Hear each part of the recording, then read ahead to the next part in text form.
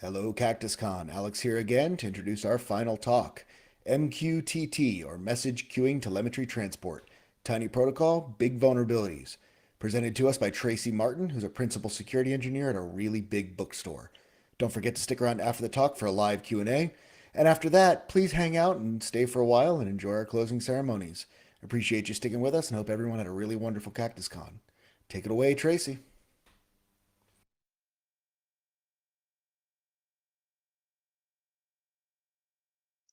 Hello, CactusCon. Thank you so much for taking time out of your Saturday to join me in this presentation on the Internet of Things, a protocol called MQTT, this tiny protocol with big vulnerabilities. A little bit about me. For those of you who are repeat CactusCon attendees, you may recognize me from last year, where I did an OSENT talk on nation-state grooming in social media. That is one of my many facets, I suppose. My newest skill set is in the Internet of Things. I'm a principal security engineer for a really big bookstore that you might have heard of. I've worked in security for about 20 years now, doing a bunch of different things. I was in the military for a while. I've worked at a couple different companies like Microsoft and Google, doing everything from incident response to product security. I have also started a conference up in Seattle that some of you may have been to. It's called DefendCon. You should check us out on Twitter. And hopefully, once this pandemic is under control, we'll all be back to doing in person conferences again. I'm also a US Air Force veteran. I spent a lot of time, not just active duty, but doing work for the US Army, doing work for NATO. I spent about a third of my adult life overseas, doing counterintelligence work in Belgium. So I've done a lot of really random stuff. So you'll notice that my hobbies include OSENT. Someday I hope to get a full-time job doing just research and OSENT, but hasn't been in the cards for a while now. I also dabble in photography. That's my backup retirement job for when I burn out of IT. And then I spend a lot of time raising my small toddler who has decided to give up sleep for New Year. So we haven't slept in a really long time in my household. I'm told that gets better, but so far I'm not seeing it. Finally, really important disclaimer down at the bottom. You'll notice that I don't include my employer's name in here. Not that it's terribly difficult to find out, but it's very important that you know that the views expressed in this presentation are mine. They're not my employer's.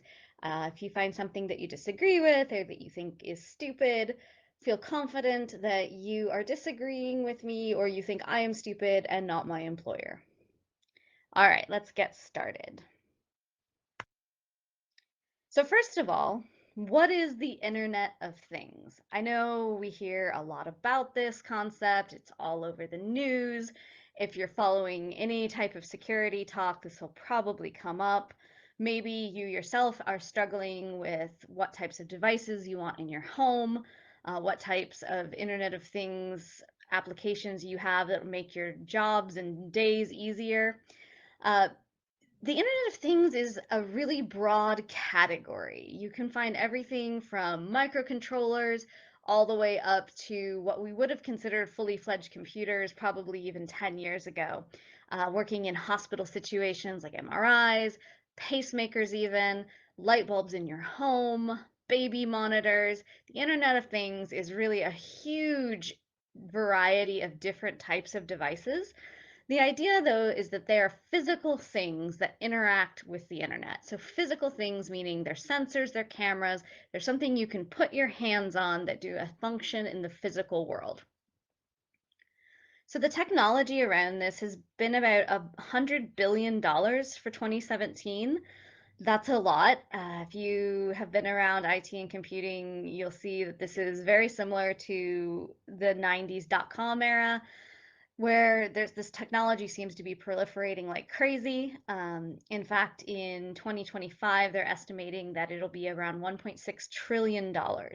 So that's a lot of money, a lot of technology, and of course, if you are in security, you'll realize that anytime technology bounds ahead this quickly, there are bound to be security issues. All right, so what is MQTT?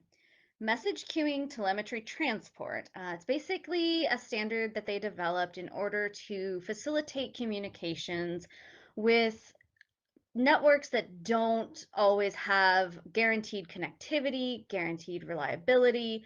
Maybe they have wonky bandwidth, low power, low energy devices that may come on and offline sporadically. It's designed for devices that have a small footprint. It's designed for applications where you're not always going to be able to connect to a server or connect to another machine even on the network. So its history is that it was designed to support oil rigs that were out at sea and had a requirement to communicate back to home base with things like the amount of oil they had been able to get, the manufacturing status of the devices on the rig, humidity, motion sensing, a bunch of different metrics that they needed to be pushed back to home base from these oil rigs that sat out in the middle of nowhere with very limited connectivity. There's not a lot of Wi-Fi hotspots out in the middle of the ocean. So they created MQTT so that if you were on a satellite link, like many of these were, and your connection was very lossy and you didn't have a lot of bandwidth, and there's a potential that you could be on and offline sporadically, all of these things were built into the way MQTT functioned. But what they didn't think about was security. And the reason is you can pretty much guarantee that if you're out in the middle of the ocean and you've managed to climb all the way up there on that oil rig, odds are pretty good you are authorized to be there, and any device that you put on the oil rig was at least put there by an authorized person, even if the device itself was not authorized. So MQTT was never really designed to have security, much like HTTP before it. It was designed to allow trusted parties to communicate.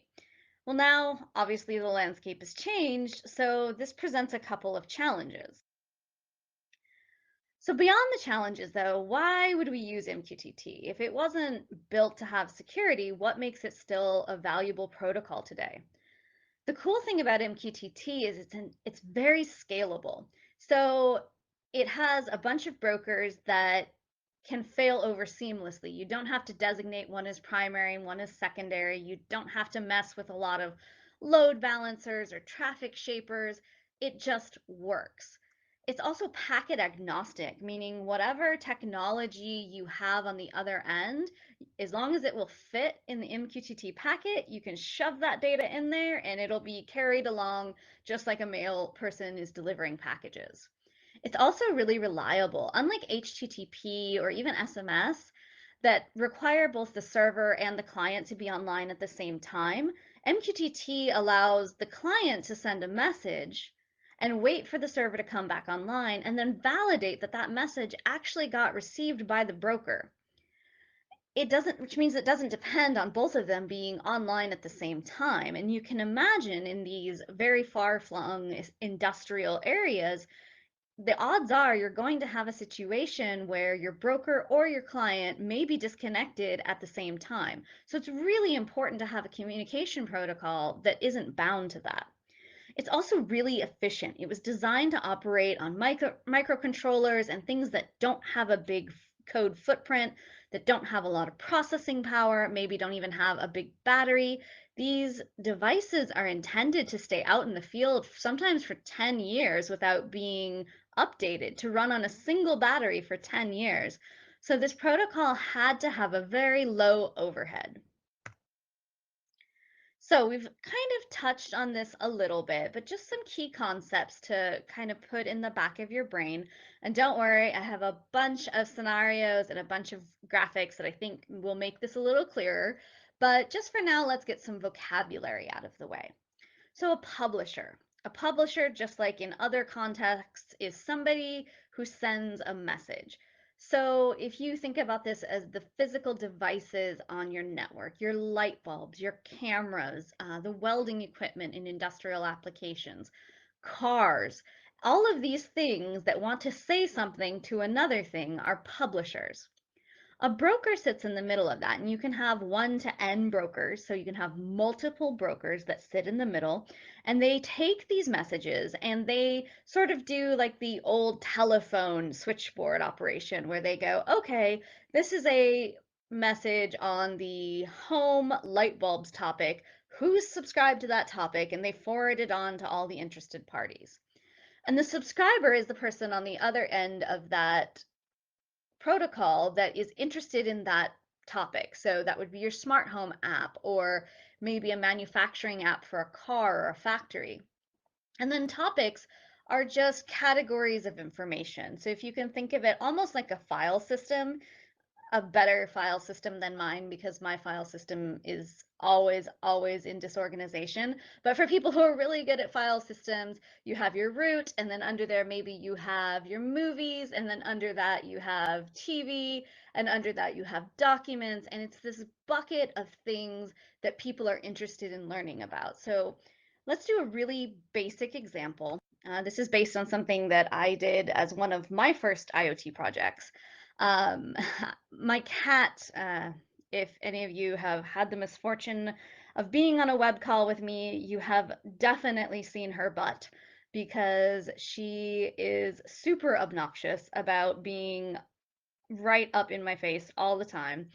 And she cries about everything all the time. She's fine. We've taken her to the vet. She's just really noisy. That's kind of her thing.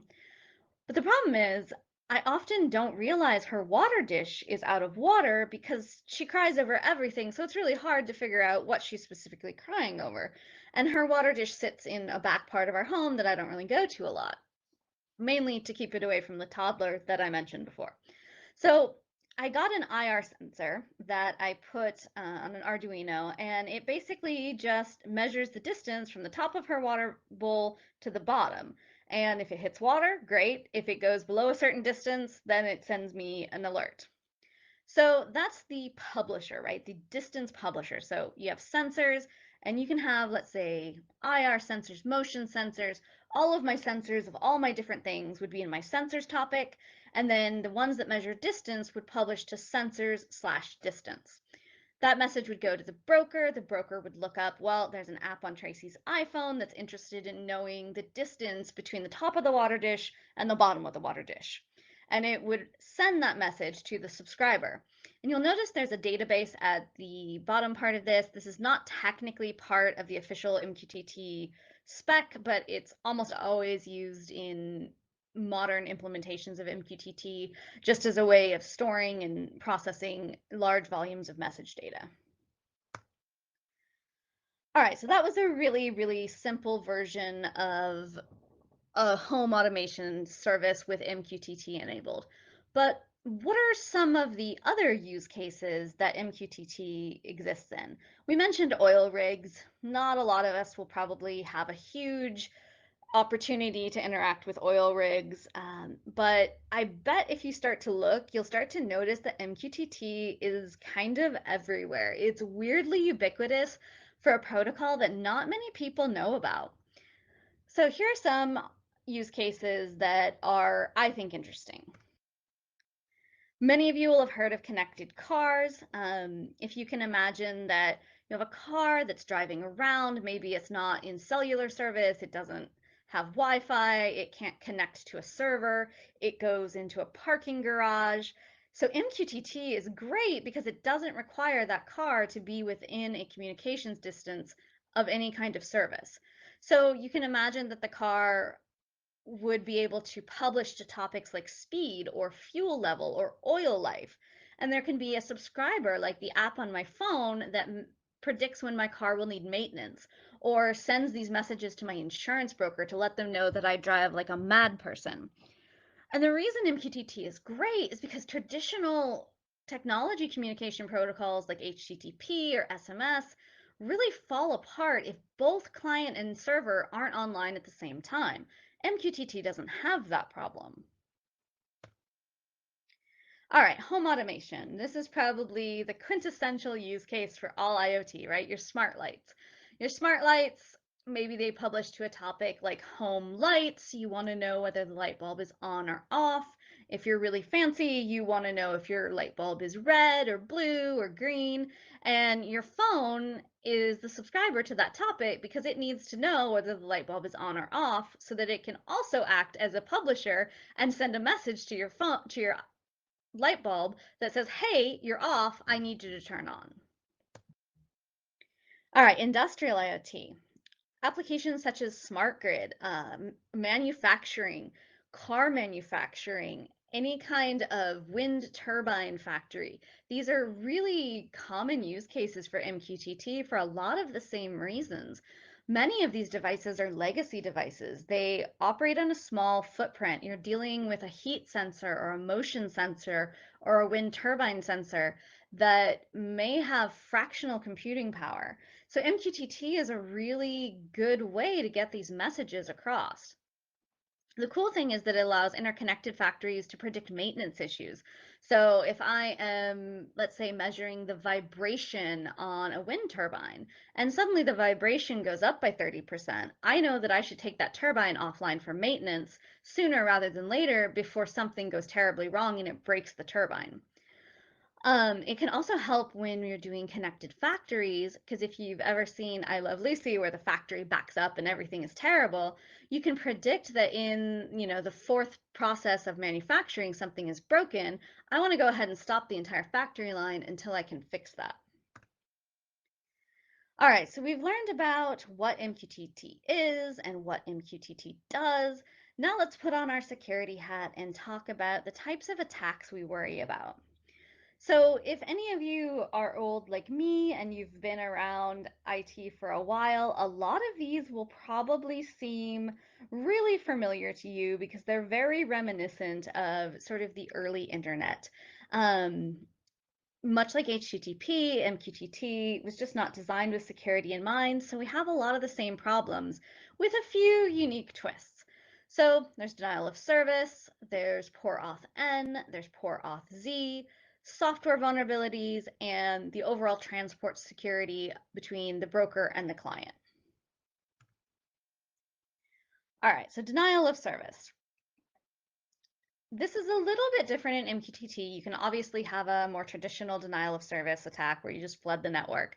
But what's really interesting about MQTT is because the broker exists as a central point of failure, you can actually use a rogue client to consume all of the broker resources by just sending a ton of requests to the broker.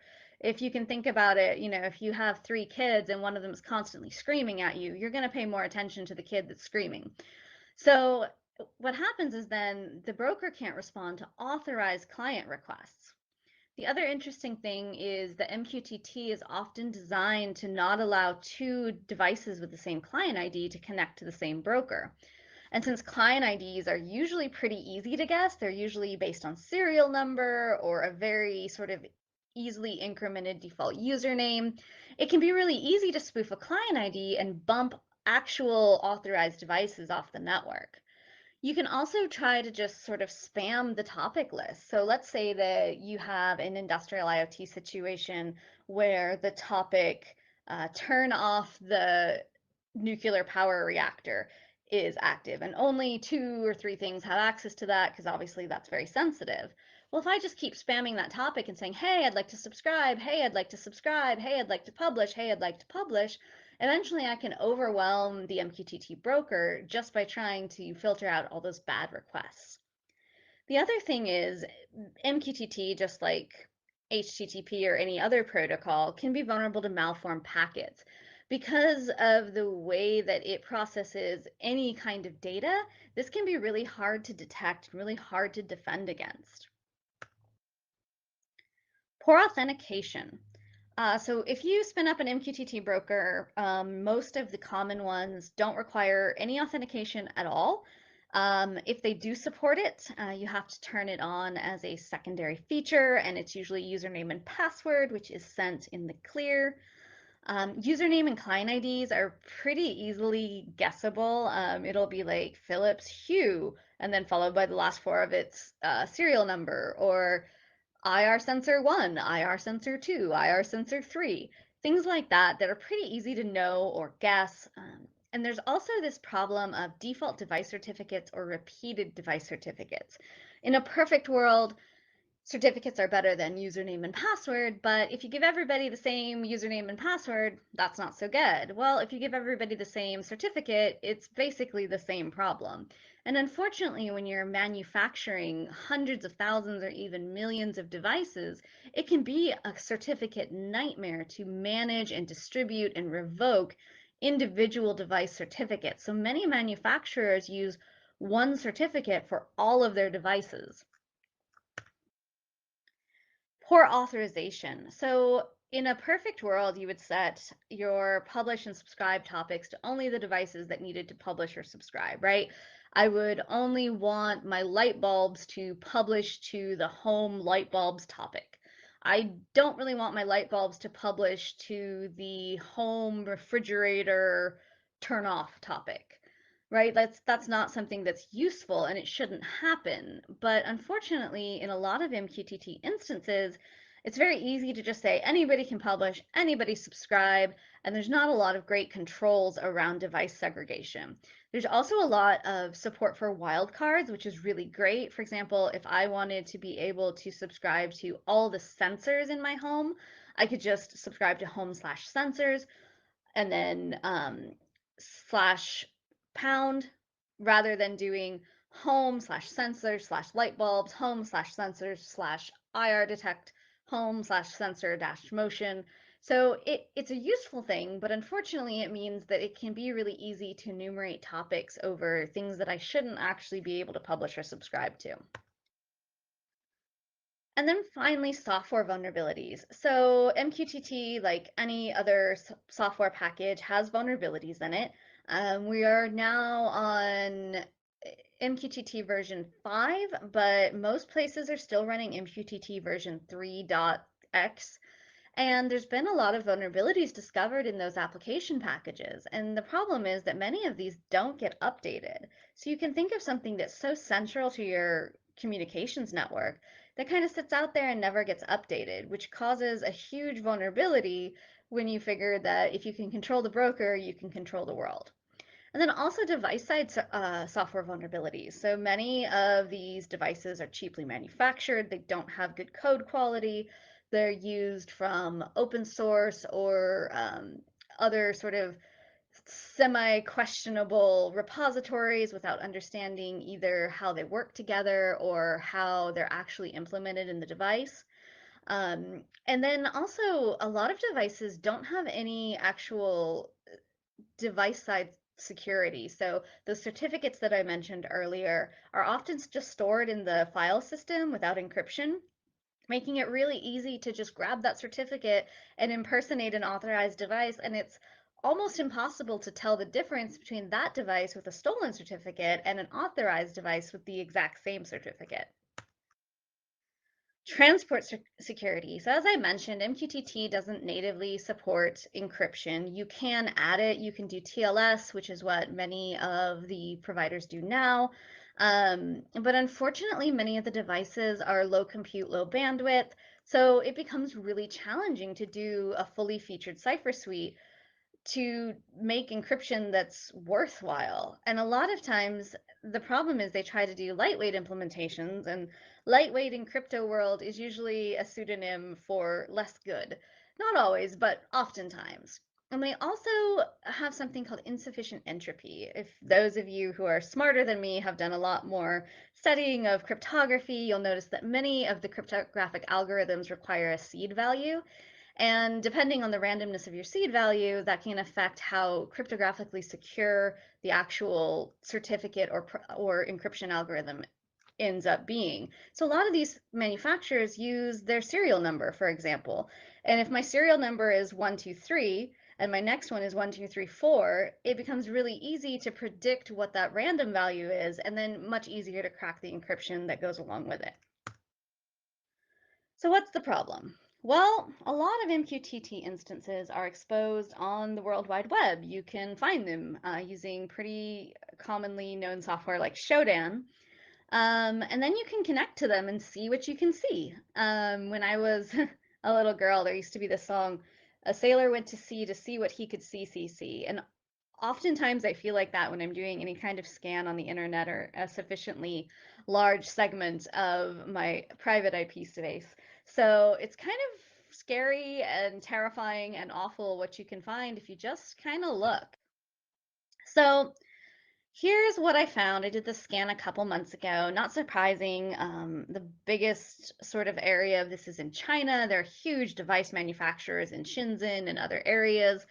I think it's important to note that many of these are probably test devices, so it's not as bleak as maybe it could be, but many of these are things that you wouldn't necessarily want connected to the World Wide Web, cameras, industrial sensors, things like that. You can kind of you can do this on your own, Shodan. You get a certain number of free searches, but it's really, really interesting to kind of look around and see what is on the public internet.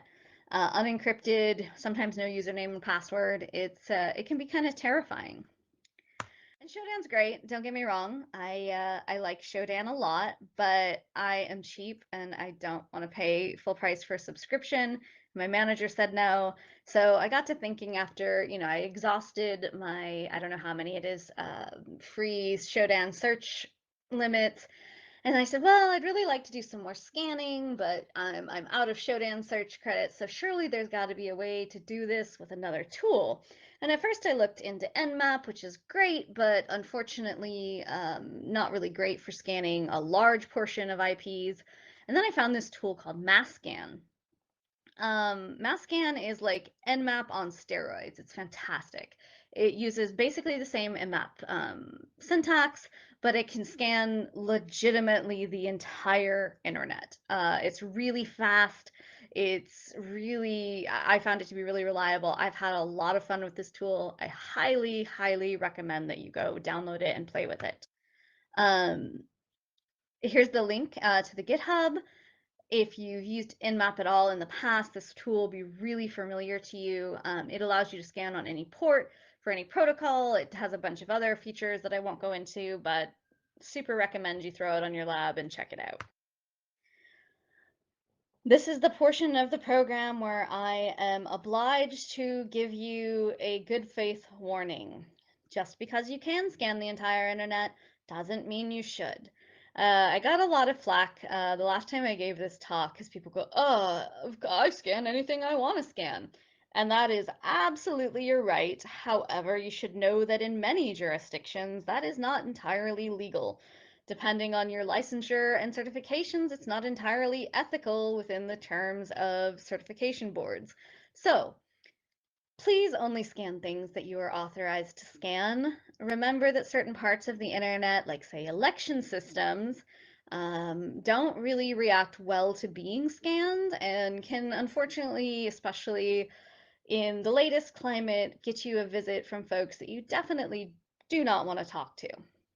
But hypothetically, if you worked for a huge company with a huge presence that owned maybe half the IP space in the world, Masscan would be a great tool because you have a lot of space to roam. So I just grabbed a screen capture off of my box. So I started Masscan up, randomized the hosts. I started doing a stealth scan, 2 ports, basically 1883, which is the MQTT unencrypted port, and then 8883, which is the MQTT over SSL port.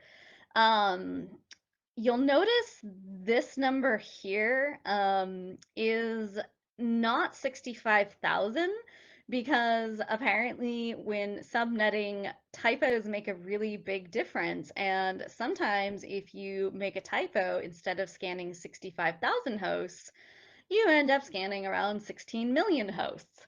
So yeah, that happened, but shame on me. That should not have happened. So I did get a lot of really interesting um, hits back. Probably not places that I should have been looking, but stuff happens. So of the 16 million, I only got 225,000 hosts that squawked back to me on those ports, which isn't a lot, but I mean, it's a pretty significant amount. It means they at least have that port open. And of those, open ports, if you go all the way down, you'll see that I got about 1,000 hosts that were replying back on MQTT port 1883, which means they weren't using any kind of encryption. It was completely in the clear. I tend to find that if you haven't bothered to enable encryption, you probably haven't bothered to enable username and password off. It's probably a default configuration thrown out to the wild. So those are the hosts that are really vulnerable. And those are the hosts that I want to go after if I'm doing a scan, especially if I'm sort of going for the lower hanging fruit. So what I was able to do is write a script using Paho MQTT to find connectable hosts within that scanned list that allowed a connection code of 0. Now, there's some other stuff you can do with the other connection codes, and that's definitely worthwhile, but I had a limited time to do this and a limited sort of scope. So I wanted to make sure I focused on things that were easy to find, easy to exploit. So I'm going for connection code 0 because that means that I connected with no username, no password, no encryption, which is, for my purposes, really good. So now I've got this list that'll allow me to connect, and I could have stayed in Paho MQTT and sort of fiddled about with it to see what I could find. But I actually stumbled on this great tool from Akamai called MQTT Pwn, and it has the most awesome set of sort of pre-configured, almost Metasploit-like modules that allow you to do everything from credential brute forcing to topic enumeration to client reconnaissance. It's an awesome package, highly recommend it. It comes in its own Docker container. It's fantastic. So I was able to use that, and I connected to just a few of the things that I had found, the ones that looked interesting. And this is just a snapshot. It goes on for quite a ways. I didn't want to show anything terribly obvious or terribly insecure because I didn't want to sort of name and shame these folks. But you can see that I was able to connect to the sysbroker, and basically there's a bunch of topics that I can subscribe to underneath the sysbroker. It allows me to access a lot of information on this particular MQTT broker with no username, no password, no encryption. So that, if you think of the use cases we spoke about earlier, imagine I am a car manufacturer that now has MQTT exposed to the web, and suddenly I can connect to your car and tell it to turn off because it's out of fuel, or tell it to pull into a maintenance station because its oil is too dirty. There's a lot of really interesting things that you can think of as you go down this. Now, at the risk of sounding hyperbolic, I want to point out that most implementations you'll see of MQTT in more advanced sort of scenarios, like the connected car, like the connected factory, aren't default out of the box, no username, no encryption sort of scenarios. So I don't want it to seem like it's really super easy to go take over a bunch of cars. That's not what I'm saying. I am saying, though, that there are many, especially legacy factories or legacy implementations of this protocol that simply aren't secured, and somebody somewhere put them on the internet and then forgot about them. So I think if you dig, you'll find some really interesting use cases for this. All right. So we've talked a lot about what MQTT is and sort of the vulnerabilities and issues with it. We've found a bunch of MQTT brokers that are out on the internet with no username, no password, no encryption. And I could talk to you today about the power plants that run MQTT and how terrible it would be to take those over, or the wind turbines that run MQTT and how awful it would be if one of those got taken over or broken or taken offline. But I really want to focus today on something that I think you'll find even more interesting and even more important. Friends, I would like to introduce you to the Internet of Cows. Remember when I said earlier that IoT is exploding? There is so much technology that is in the Internet of Things, it's almost impossible to keep track of it. Well, we've connected cows to the Internet. We've connected sensors in their stomachs and sensors in their tails and sensors in their collars that allow us to drive them from remote offices. It's kind of crazy if you think about how connected something like the average cow is.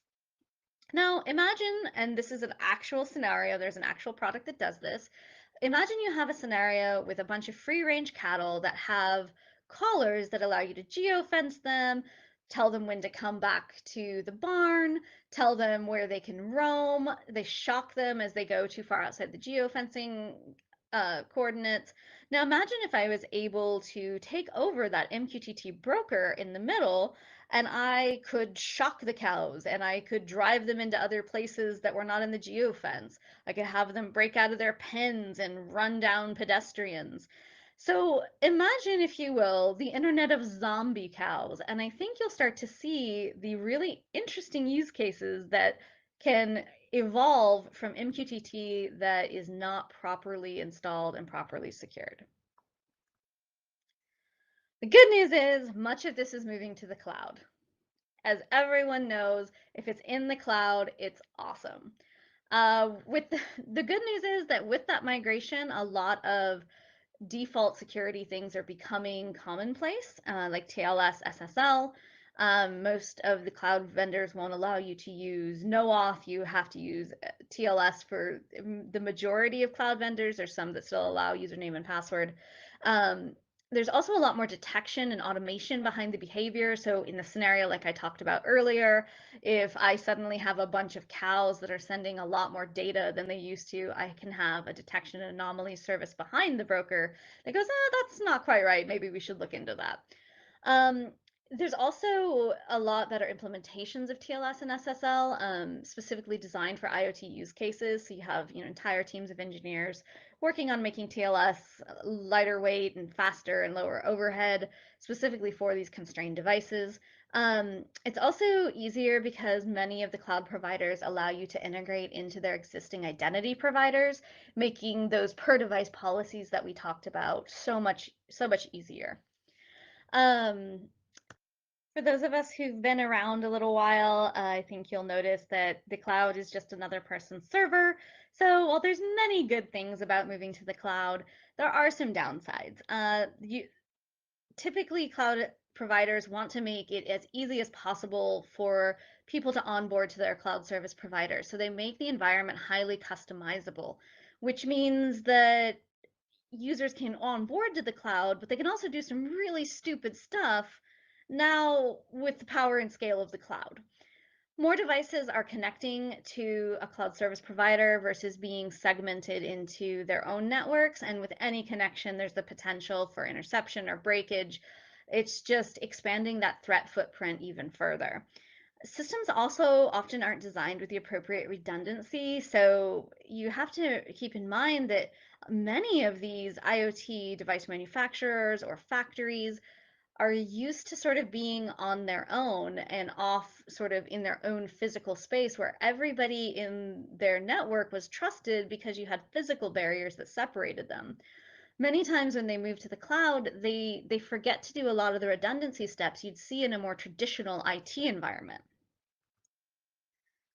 All right, so that is pretty much everything on MQTT. Just some takeaways. So it's a lightweight, widely adopted protocol for IoT messages that uses publish and subscribe. It's often insecure, it's often misconfigured, and it's pretty much everywhere you look. After this presentation, I guarantee you're going to start to see it everywhere.